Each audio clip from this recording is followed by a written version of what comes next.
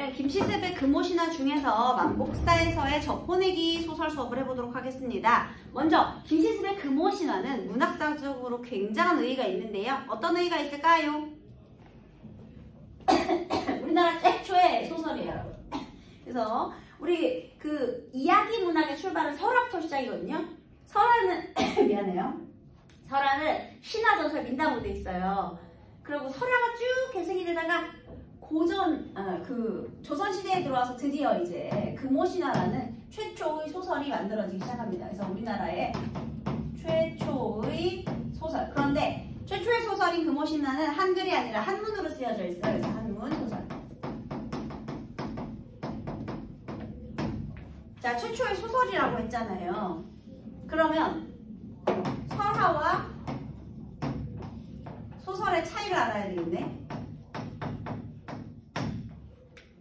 이 작품이 만약에 출제가 된다라고 하면 분명히 이 소설이 가지는 문학사적인 의의를 또 물어볼 거예요. 그러면 얘가 최초의 소설이니까 그러면 소설이 왜 소설이냐? 설화와 다른 점은 뭐냐? 이렇게 물어볼 수 있겠죠? 얘는요, 설화는요, 사건 전달 위주로 돼 있어요. 옛날 어떤 마을에 한 용사가 살았다. 어느 날 공주가 납치되었다. 왕이 걱정을 하여 공주를 구해올 사람을 물었다. 그래가지고 뭐 수소문해가지고 얘가 어떤 누구의 도움을 받아서 뭐뭐를 해가지고 뭐 마귀를 물리치고 공주를 구했다. 결혼해서 행복하게 살았다. 이런 식으로 전달 위주로 돼 있어요. 자, 그런데 소설은요, 이 사건이 조금 더 복잡한 구성을 띠고 발단 전개, 위기 절정, 결말, 갈등의 구성을 등장시키기 시작합니다. 그러니까 여기는요, 조금 더 복잡한 이제 갈등이 위주가 돼요. 갈등이라는 건요, 내가 뭔가를 하고 싶었는데 못하게 되면 갈등이 되거든요. 이건 조금 더 어려운 말로 하면은요, 자아의 세계화.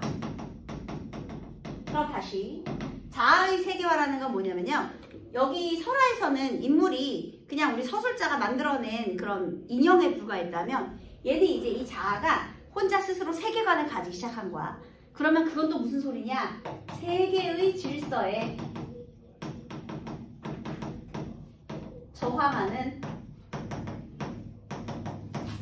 자아의 의지. 같은 말이에요. 이거 뭔 소리냐? 하고 싶은 게 있는데 내가 그걸 못하기 때문에, 이 인물이 하고 싶은 걸 못하기 때문에 그게 갈등이 되는 거잖아요. 내적 갈등이든 인물들 사이의 갈등이든 이런 게 됩니다. 그러면 자, 왜 어떻게 소설로서 발전을 할 수가 있게 되었는가? 이거는요, 또 미안합니다. 이건 또 김시습의 생애와도 관련이 있어요. 김시습은 조선의 대표적인 생육신의 한 사람이죠. 김시습.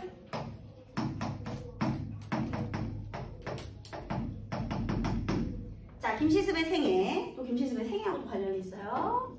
얘가 도대체 뭘 그렇게 세계의 질서에 저항을 하고 싶으냐? 일단 김시습은요, 조선의 생육신인데 생육신이 뭔데 얘들아? 여러분 개유정란 아시죠? 맨날 얘기하잖아 선생님이. 우리 문학사에서 빠지지 않고 등장하는 거. 세종의 두 아들 문종, 수양대군. 둘째 아들인데 문종의 아들 단종. 원래 적자계승해야 되잖아요. 근데 문종이 3년 만에 죽고요.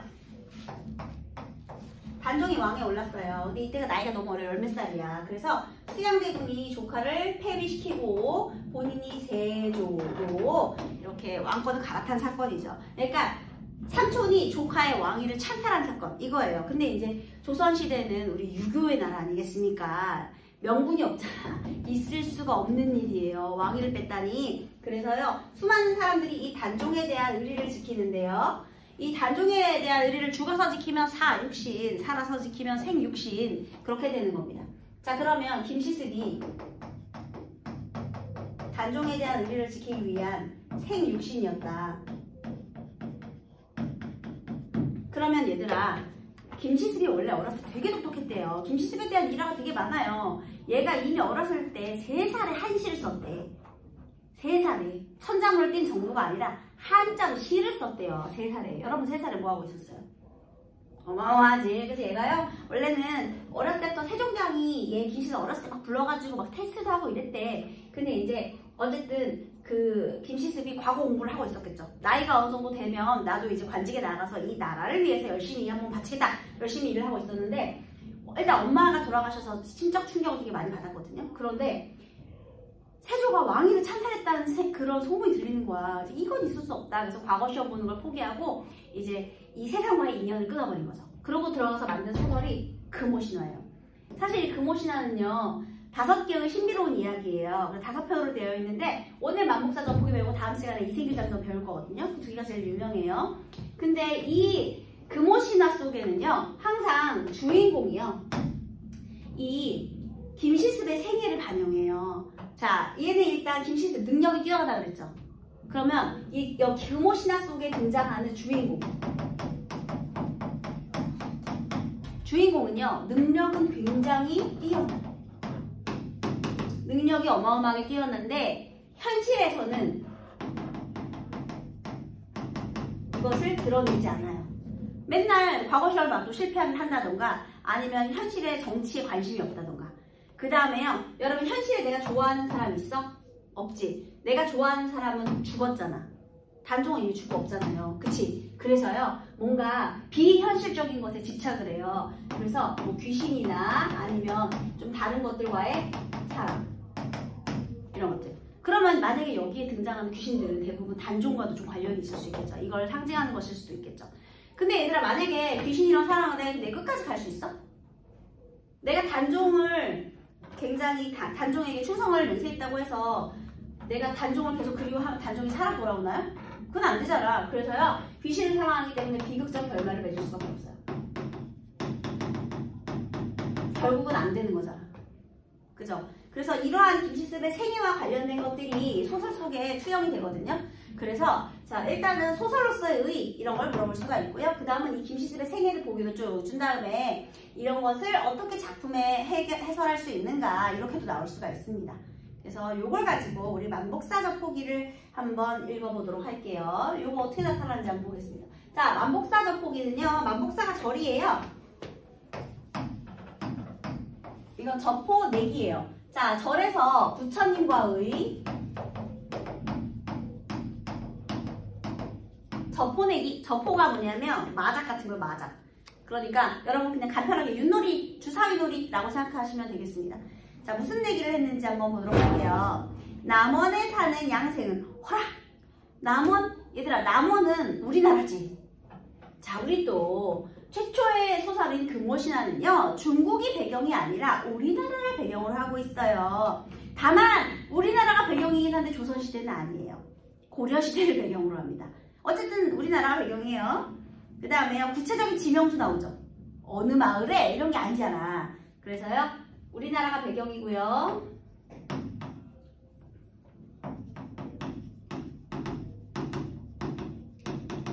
근데 조선은 아니에요. 고려시대예요. 자 어쨌든 우리나라가 배경이고 그 다음에 구체적인 지명이 나오기 때문에 사실적이죠. 아버지를 여의고 장가도 들지 못하고 만복사 동쪽 골방에서 홀로 살고 있었다. 자 어느 날 양생이요 만복사의 동쪽 골방에서 살고 있었대요. 근데 얘 봐봐 일찍 어버이를 여의었죠. 얘가 이제 부모님 일찍 돌아가셨거든요. 그래서 본인 생일. 그 다음에 그 골방 밖에는 배나무가 한 그루 서 있었는데 바야흐로 봄이 되어 꽃이 활짝 피어서 온들 가득 배곡의 세계를 환하게 밝혀놓았다. 얘들아 그 문장 바로 알려볼게요. 골방 밖에 배나무 한 그루가 꽃이 활짝 피어서 뜰 안 가득 환하게 비추었대요. 자 얘들아 봄에 지금 배경묘사를 통해서 뭘 드러내고자 했을까요? 너네도 있잖아 봄에 배꽃이 흰색이거든요. 봄의 계절감인데 우리 여기 부용천인가 중량천인가? 아무튼 여기 바로 앞에 봄에 막 벚꽃 만개하면 여러분 어때요? 더 외롭죠? 그치? 서정적이다라는 건 주관적인 느낌이 있다라는 건데요. 여기에 지금 배꽃이 이렇게 활짝 폈어요. 배꽃이 막 지금 한가득 막 폈단 말이야. 그래서 처음 나타나는 부분이 이 서정적인 배경묘사를 통해서요. 어떻게 되느냐? 얘가 더욱더 외로움이 깊어지게 돼요.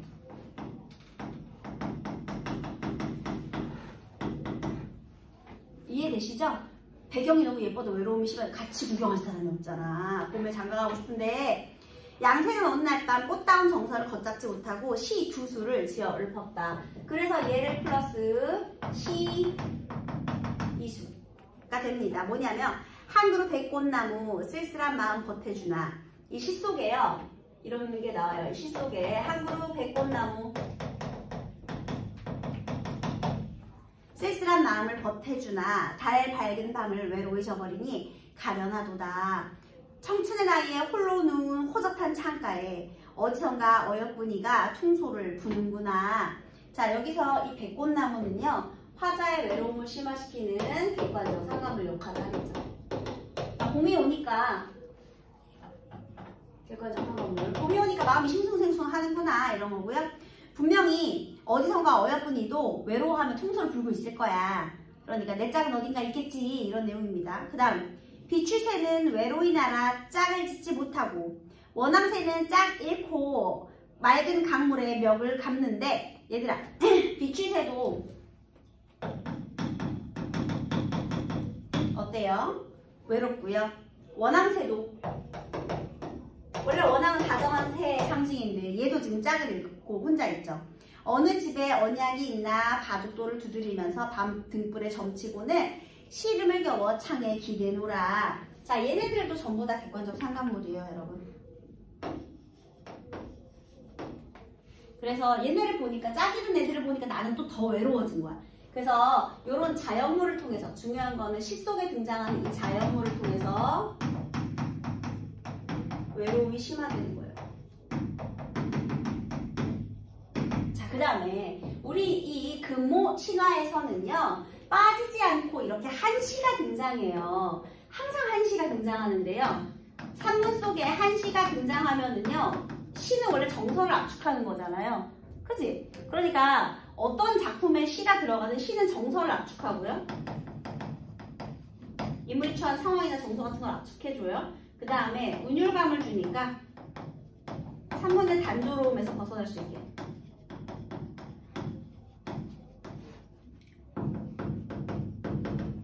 그리고 정서를 압축한다는 건 주제와도 관련이 있겠죠? 그래서 이런 기능을 합니다. 한시는요. 분위기 조성도 하고요. 시를 다 읽고 나자 호련히 공중에서 소리가 들려왔다. 그래, 좋은 배필을 어디를 할진데 어찌 이루어지지 않는다고 걱정하리요. 이게 무슨 소리야? 얘가 지금 자신의 처지를 한탄했잖아. 야, 너 좋은 짝 만날 거야. 이렇게 얘기해줬다는 거죠. 이건 전기성입니다. 그리고 앞으로 좋은 짝을 만날 것이라는 암시도 하고요. 그래서 앞으로의 사건 전개 암시 이렇게 적으시면 되겠네요. 양생은 속으로 기뻐했다. 자, 그럼 우리 이 양생은요, 얘가 흑수저라서 우리 양생 한번 볼게요.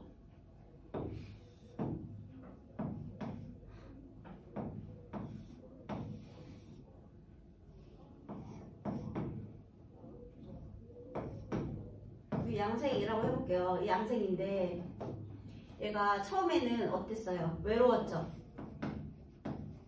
그런데 점점 원래 처음에 유래가지고 외로웠잖아요. 근데 어디선가 소리가 들려왔죠. 짝이 있을 거야. 소리를 들은 다음은 기대가. 이렇게 되겠죠. 심리가 변화했습니다. 그 다음 중간 부분 다음날 부처와 저포놀이를 하며 만약 자신이 지면 법회를 베풀어 제사를 지내고 부처가 지면 아름다운 여인을 얻게 해달라고 하면서 젖볼 던져 이겼다. 이게 뭐냐면 얘가 이제 기대가 생겼잖아. 그래서 얘가 부처님을 찾아가요. 그래서 부처님한테 소원을 비는 거야. 부처님, 지금 나랑 젖보 내기 한 판 합시다. 그래서요, 내가 이기면 여친 소해주세요. 이렇게. 부처님.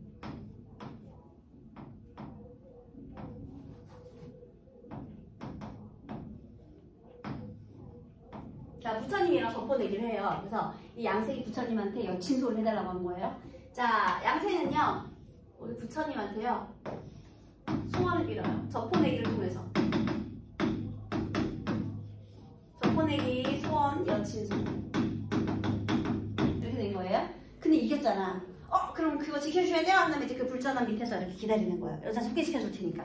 자, 그걸 기다리고 있었는데 얼마 후 아름다운 여인이 나타났대요. 자, 드디어 이제 여기에 아름다운 여인이 나타납니다. 그런데요.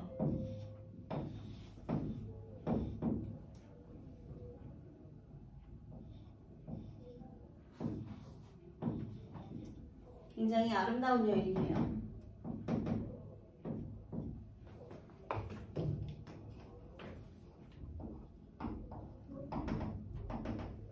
다시 아름다운 여인이 나타났는데요. 나이는 대여섯쯤이요.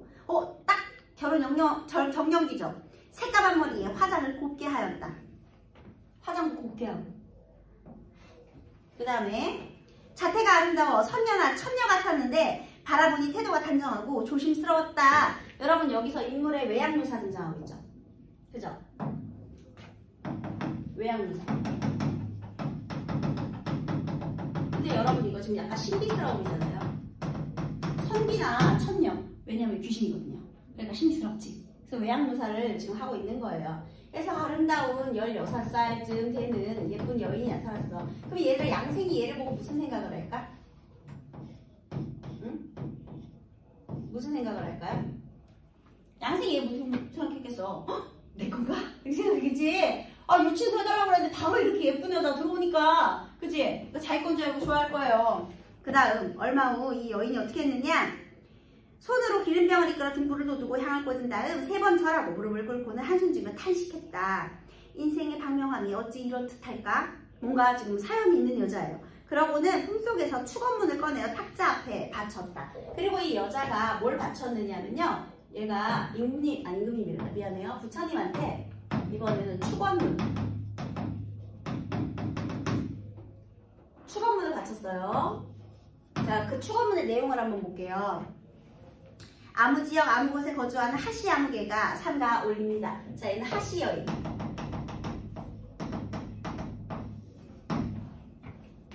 지난밤 변방이 무너져 왜구가 침입하여 무기들이 눈앞에 가득 찼고 횃불은 하늘 내내 이어졌습니다. 전쟁이 많았다는 거죠. 그쵸?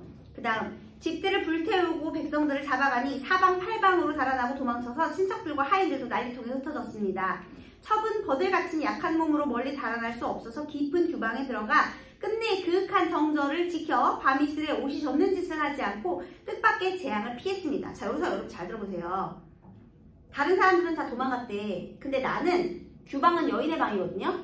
방 속에 들어가서 끝내 정절을 지킬 수 있었대. 얘들아, 방에 들어가 있는데 어떻게 정절을 지킬 수 있죠? 여인들이 정절 지키려면 어떻게 해야 돼, 얘들아?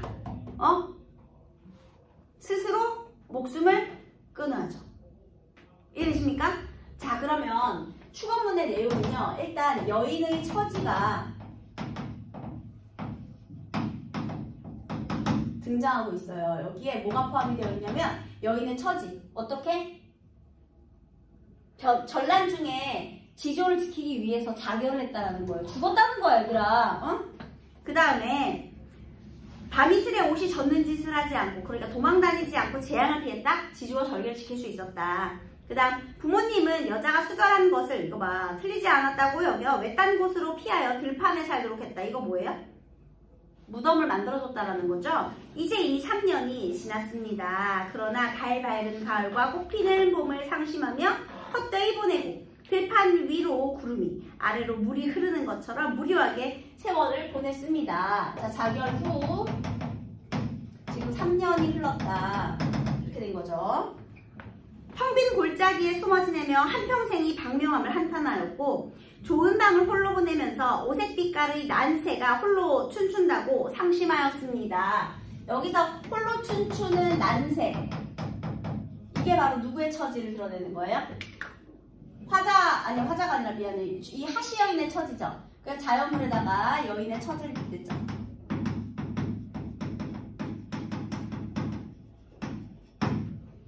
자연물에 여인의 처지를 빗댄 거예요. 물론 전설상의 새지만. 네, 그래서 혼자 있어서 외롭다는 거죠. 세월 속에 혼백이 사라지고 여름날 겨울밤에 가슴이 찢어집니다. 이러한 저를 부처님께서 불쌍히 여겨주시기를 간곡히 바라옵니다. 사람의 생애는 미리 정해져 있고 업보는 피할 수 없습니다. 자, 여기 사람의 생애는 정해져 있고 업보는 피할 수 없다? 운명론적 세계관이거든요. 저에게 주어진 운명에도 인연이 있을 것이니 일찍 배필을 얻어 즐기도록 해주십시오.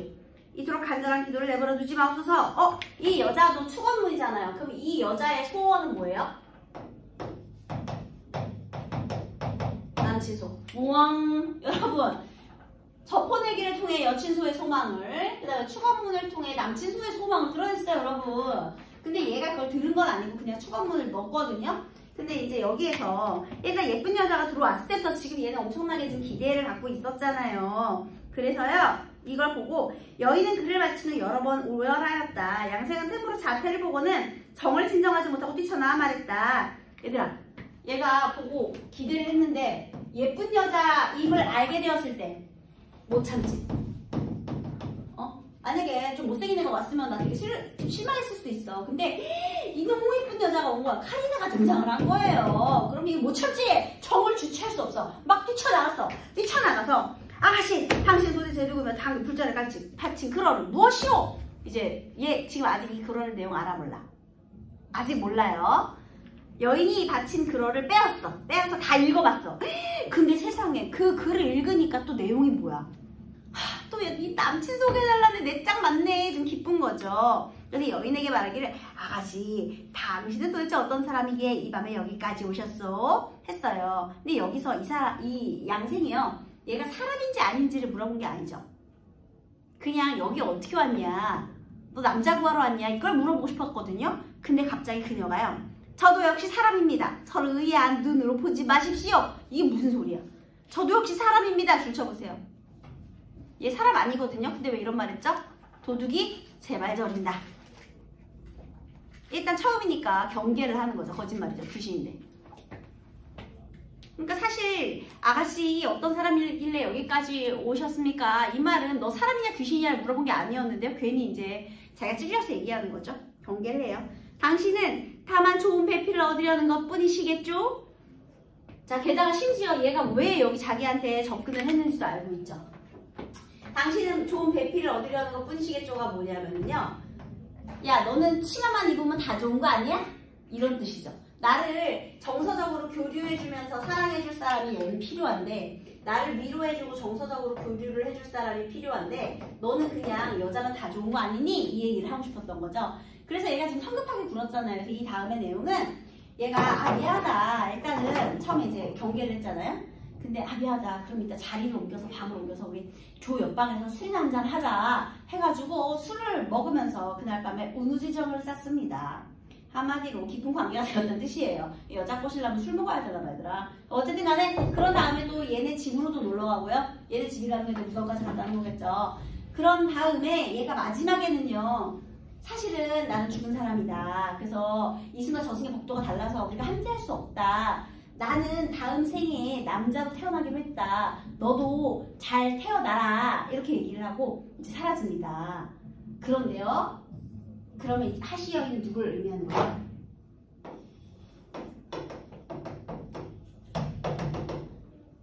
그러니까 너도 너의 갈 길 찾아라. 이렇게 달래준 거야. 근데 양생은 어떻게 했을 것 같아? 그 이후에도 그녀를 잊지 못하고 그렇게 시름시름 앓다가 어떻게 됐는지 모른다. 자, 그러면 끝까지 지주와 절개를 지킨 거죠. 그치? 현실에서 다른 사람 안 만났잖아. 그래서요, 얘는 끝까지, 나중에 이제 하시 여인이 귀신이기 때문에, 귀신이에요. 귀신이기 때문에 얘 떠나야 돼. 그런데 얘가 떠난 이후에도 지주와 의리를 끝까지 시기를 지키는 모습을 통해서 단종에 대한 의리를 지키고자 하였다라는 모습까지 알 수가 있습니다. 어쨌든 둘이 나중에는 비극적인 결말로 이승과 저승의 법도가 달라 법도에 따라 마지막에는 이별. 그래서 결말이요. 비극적 결말로 끝을 맺습니다. 자, 이 작품에 대한 설명으로 적절한 것은 몇 번일까요? 남녀의 애정을 주된 소재로 삼는다. 맞고요. 중국 소설인 전등신화에 영향을 주었다. 사실 있잖아요. 전등신화의 영향을 받았어요, 여러분. 이게 귀신과의 사랑, 좀 신비로운 이야기 이런 거거든요. 그래서 얘는 주었다가 아니라 받았다 이기 때문에 틀렸습니다. 구호의 전등신화의 영향을 받았어요. 또 우리나라 최초의 소설이고 비현실적이고 전기적이죠. 귀신이랑 사랑한다는 것 자체가 전기적이에요. 또 우리나라를 배경으로 했기 때문에 자주적이죠. 중국이 배경이 아니라 우리나라를 배경으로 해요. 자, 양생과 여인의 공통적인 심리는 외로움이에요. 조헌의 시를 한번 볼게요. 지장이 연못이에요. 연못에 비가 흩날리고요. 양류, 이거는 이제 버드나무거든요. 버드나무 가지에 안개가 끼었는데요. 사공은 어디 가고 빈 배만 내어 있는가. 이 배경이 쓸쓸하죠, 여러분. 게다가요, 석양의 짝이른 갈매기만 오락가락하다. 이게 바로 외로움이겠습니다. 그죠? 그래서 1번이 답이에요. 외로움. 참고로 김수장의 시는요, 초암, 초가집에 있는 암자예요. 거기가 정류한데 벗없이 혼자 앉아 평조 한 잎에 배군이 절로 존다. 자, 지금 자연 속에서 살고 있죠. 혼자 살고 있죠. 고립된 채. 그런데요, 평조는 평시조거든요. 그러니까 얘가 노래를 하나 한 거예요. 한가하고 여유로워. 그 사이에서 내가 노래를 하나 했더니 배군, 구름이 절로 존대요. 누가 이 좋은 뜻을 알 사람 있다 하겠느냐. 이건 뭐냐면요, 이 배군은 내 뜻을 알아줘요. 이 적막하고 평안한 마음이 내 배군에게까지 투영이 된 거예요. 그게 뭐냐면, 얘들아, 만약에 너네가 옆에 다람쥐가 너네 옆에 와서 존다고 생각해봐. 그러면 다람쥐가 사람에 대한 경계를 풀었다는 뜻이 되겠죠. 한마디로 배군이 절로 존다는 건 내 뜻을 알고 배군이 졸고 있다? 그러면 자연과의 경계가 지금 허물어진 상황이에요. 왜냐면 내가 이렇게 적막한데 거기서 조용한 노래를 부르니까 배군도 졸 수 있는 거죠. 그래서 여기 자연과의 경계가 허물어진 물알치의 경지를 보여주는 거고요. 자연을 즐기는 겁니다. 어느 누가 이 좋은 뜻을 알 사람이 있다 하겠는가. 이거는 사람은 모르고 자연만 안다 이렇게 되는 거죠. 어쨌든 자연 친화예요. 그 다음에 이현보의 시조는요, 농암에 올라보니 노안이 유명이로다. 인사가 변한들 산천이 가겠느냐. 암전 모구 모수의 모수 모구가 어제 본 듯 하여라. 얘는 무슨 소리냐면은요, 농암은 이제 그 농촌의 암자예요. 그래서 어쨌든 농암에 올랐어요. 근데 늙은 눈이 유명이로구나. 얘가 이제 늙어서 다시 온 거예요. 그러면 인간 세상은 변해도 자연은 변하지 않았다. 그래서 그 앞에, 암자 앞에 이런 것들이 다 어제 본 듯하다. 그러니까 변함없는 고향 또는 변함없는 자연의 모습을 드러내고 있는 거예요. 돌아와서 기쁜 거예요. 눈이 밝아진대요. 자, 이번에 박일로의 시는 효에 관련된 거고요. 우탁의 시는 우리 탄로가죠. 늙음을 탄식하는 노래. 네, 그 다음에 자, A 부분. 이거 적절하지 않은 것은 뭘까요? 사문의 단조로운 극복, 낭만전 부디 조성, 서정성 강화, 내면 심리 드러냄. 근데 갈등 심화 아니죠. 이거는 본인의 내면을 얘기하기 때문에 인물 간의 갈등 틀렸습니다. 그 다음에요, 고전소설의 일반적인 특성, 전기성에 대한 내용인데요. 여기서 보면은 일반적인 특성에 해당하는 것, 전기성. 자, 그럼 이 중에 기역부터 미음까지 중에 전기성은 어디에 있어요? 리을, 허물을 벗고, 이게 전기성이죠. 그 다음 미음, 도수를 부려, 얘도 전기성이죠. 그 다음 니은을 통해 알 수 있는 인생관 뭘까요? 운명을 주사위에 맡긴다? 이거 운명에 맡기는 거죠. 운명 먼저 세간이에요. 그 다음에 걔네들은 모두요, 외로움을 심화시키는 역할을 하는 객관적 상관물이거든요. 그래서 6번은 외로움의 심화 되겠습니다. 네, 오늘 만복사전포 여기까지만 할게요.